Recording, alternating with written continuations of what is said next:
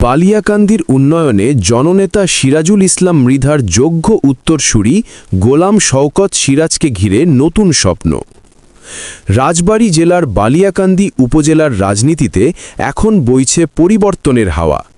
যদিও উপজেলা পরিষদ নির্বাচনের তফসিল ঘোষণা করা হয়নি, তবুও উপজেলা পরিষদ নির্বাচনকে সামনে রেখে সাধারণ মানুষের মুখে মুখে ফিরছে একটিই নাম, গোলাম শওকত সিরাজ।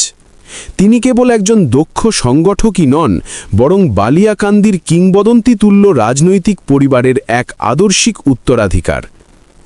রাজনৈতিক উত্তরাধিকার ও ঐতিহ্যের ধারক গোলাম শওকত সিরাজের রক্তে মিশে আছে জনসেবার ইতিহাস।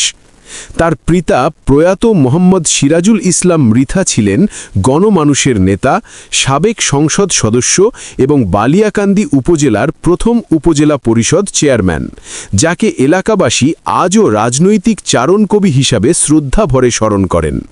শুধু তাই নয়, গোলাম শওকত সিরাজের মাতা শ্রদ্ধেয়া মাকসুদা সিরাজ স্বাধীন বাংলাদেশের ইতিহাসে প্রথম নারী হিসাবে নির্বাচিত উপজেলা পরিষদ চেয়ারম্যান হয়ে ইতিহাস গড়েছিলেন।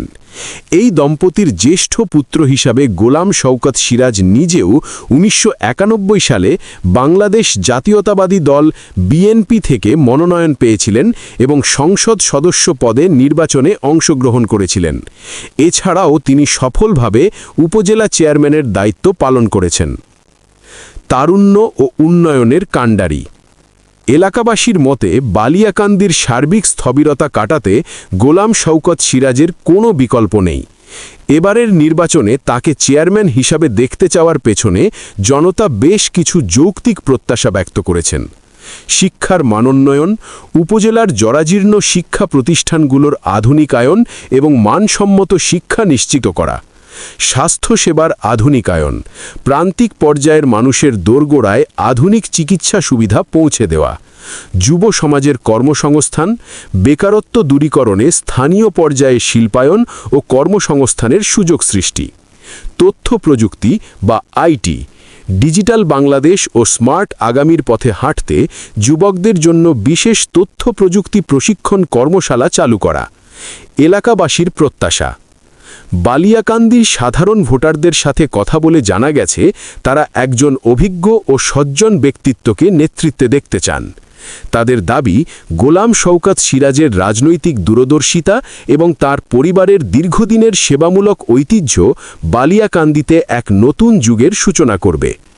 মোহাম্মদ আব্দুল জব্বার শেখ, একজন স্থানীয় প্রবীণ নাগরিক, বলেন, মৃধা সাহেবের পরিবারের সাথে এই অঞ্চলের মানুষের নারীর টান।